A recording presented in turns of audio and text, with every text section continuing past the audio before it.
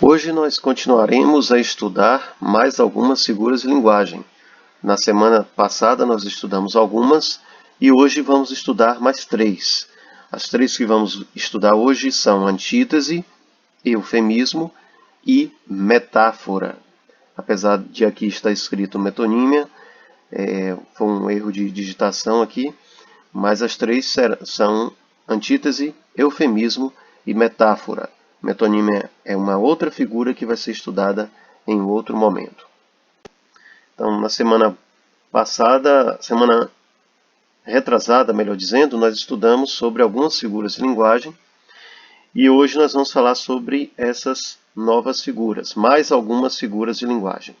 As figuras de linguagem, como nós já estudamos antes, são utilizadas para expressão de sentimentos de uma maneira que torna a imagem mental daquilo que a gente fala mais vívida, mais clara. É muito comum utilizar a figura de linguagem na poesia. E nós trazemos aqui, para apresentar essa primeira figura de linguagem que vamos estudar, nós vamos ver aqui um poema de Luís Vaz de Camões, um poeta português do século XVI. Então, bem antigo esse poema, mas muito atual. Ele fala sobre o amor e diz assim: o amor é fogo que arde sem se ver, é ferida que dói e não se sente, é um contentamento descontente, é dor que desatina sem doer, é um não querer mais que bem querer, é um andar solitário entre a gente, é nunca contentar-se de contente, é um cuidar que ganha em se perder, é querer estar preso por vontade, é servir a quem vence o vencedor, é ter com quem nos mata lealdade. Mas como causar pode seu favor nos corações humanos amizade, se tão contrário a si é o mesmo amor? É um poema bonito que trata sobre um tema que é o amor. E algumas expressões aí nos chamam a atenção. Observem: fogo que arde sem se ver, ferida que dói e não se sente, contentamento descontente, dor sem doer. O que é que acontece aí? O poeta apresentou ideias contrárias nos versos. Então, se é um fogo que arde, ou seja, que está aceso, queimando, como é que não se vê? Como é que a ferida dói e não se sente? Como é que é um contentamento se é descontente? E como é dor sem doer? Então, com essas ideias contrárias ou opostas, ele apresenta a sua imaginação sobre o amor, que o amor seria algo muito difícil de se definir. É como aquela coisa que você fala, é bom, mas é ruim. Então, esse tipo de aparição aqui na frase ou no verso, de ideias opostas, recebe o nome de antítese.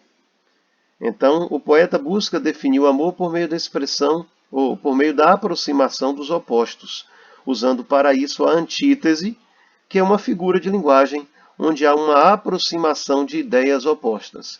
Então, ideias opostas ou ideias contrárias. Quando você perceber isso numa frase ou num verso do poema, você já pode ver claramente aí que é uma antítese. A próxima figura de linguagem nós vamos estudar num texto aqui que ficou muito conhecido por ter se tornado um filme, mas inicialmente era um texto de teatro, escrito por Ariano Suassuna, e o texto é O Alto da Compadecida.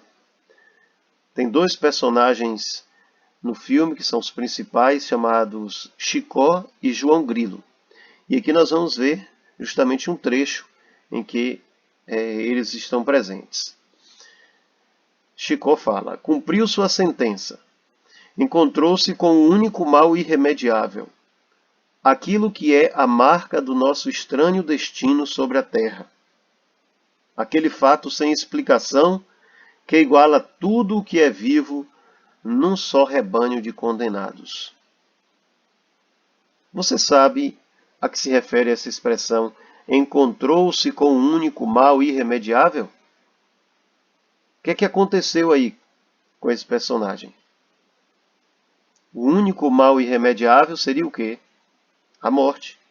Então essa expressão, que foi utilizada para se referir à morte do personagem João Grilo, foi utilizada para falar sobre a morte, mas de uma maneira mais leve. Ele não falou, João Grilo morreu. Ele falou de uma maneira mais leve. Ele se encontrou com um único mal irremediável. Aquilo que iguala todo mundo na Terra. Então, falou sobre a morte de uma maneira mais leve. Isso é eufemismo.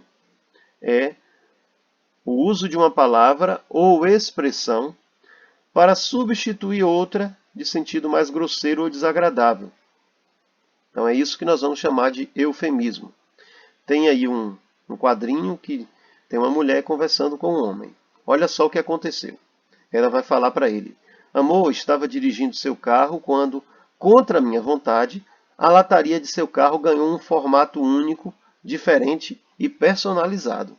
Aí o homem já bravo, fala logo que você bateu meu carro. Então ela contou que o carro tinha sido amassado por uma colisão, mas não diretamente assim de uma maneira mais brusca, mais grosseira, como dizendo assim, bati seu carro. Ela falou de uma maneira mais leve. E isso é um eufemismo. Sabendo agora o que é eufemismo, agora você se lembra de ter usado essa figura de linguagem alguma vez? Alguma vez você já quis contar alguma coisa que era mais pesada assim, aí você falou de um jeito mais leve? Pois é, se você já fez isso, você já usou o eufemismo. A próxima figura de linguagem, que eu falei que não estava lá no título, mas está aqui no assunto, é a metáfora. Observem bem essa definição de medo aí que nós temos, essas duas definições. O medo é uma linha que separa o mundo. O medo é uma casa aonde ninguém vai. Ao definir o medo nesse trecho, o autor estabelece comparações entre o medo e a linha que separa o mundo. Medo e casa aonde ninguém vai. Ao aproximarmos elementos diferentes por meio de uma característica comum a ambos, nós utilizamos a figura de linguagem chamada metáfora. Essa característica comum não é mencionada no texto, obrigando o leitor a ativar seus conhecimentos sobre os elementos aproximados, ficando assim a comparação subentendida. Então, resumindo e explicando isso aí melhor, a metáfora é uma comparação. A diferença entre comparação e metáfora é que na comparação tem um elemento, uma palavra, para mostrar a comparação. E na metáfora não existe. Na metáfora você pega características que os dois seres ou as duas coisas comparadas aí têm em comum. Mas você não usa um elemento comparativo. Observe bem. Metáfora e comparação são figuras de linguagem usadas para comparar elementos. A diferença é que a comparação utiliza conectivos, as palavras como, feito, igual. Já na metáfora é comum o emprego de uma palavra com o significado de outra em vista de uma relação de semelhança entre ambas. Observe aí os exemplos, que aí você vai entender agora. Era um verdadeiro peixinho. Aquele jogador é um monstro. Nuvem pesada, meu coração doía. Observe.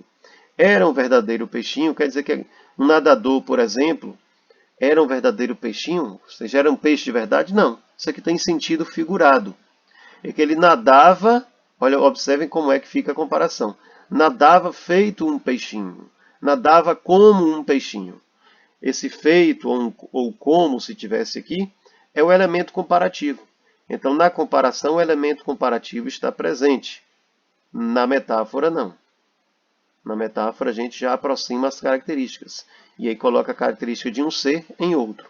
Era um verdadeiro peixinho. A gente poderia colocar aqui antes o nadador. Aquele jogador é um monstro. Bom, ele era monstro por quê? Ele era muito bravo? Era muito mau? O que aconteceu? O jogador dribla como Pelé. Ah, sim, é um monstro sim, no sentido de que ele é muito bom. não é isso? Só que aqui não tem um elemento comparativo. Aqui tem. Então aqui é uma metáfora, porque está comparando a habilidade de jogar desse jogador aqui é um monstro, algo que faz uma coisa absurda. Então, mas não tem um elemento comparativo. Aqui tem. Então aqui, como não tem um elemento comparativo, é metáfora, e aqui, como tem, é comparação. E o último exemplo, nuvem pesada, meu coração doía. Aí, meu coração parecia uma nuvem pesada. Então, por isso ele doía. Doía porque ele se parecia com uma nuvem pesada, aquela nuvem que vai anunciar uma tempestade. Então, quando existe um elemento comparativo, é uma comparação. Quando a comparação só é interior aqui, você pega a característica de um ser, coloca em outro e fala assim diretamente, sem o elemento comparativo, é uma metáfora. Por hoje é só. Espero que você tenha entendido. Qualquer dúvida você pode colocar lá na nossa turma do Google Classroom que a gente vai ajudar a entender melhor.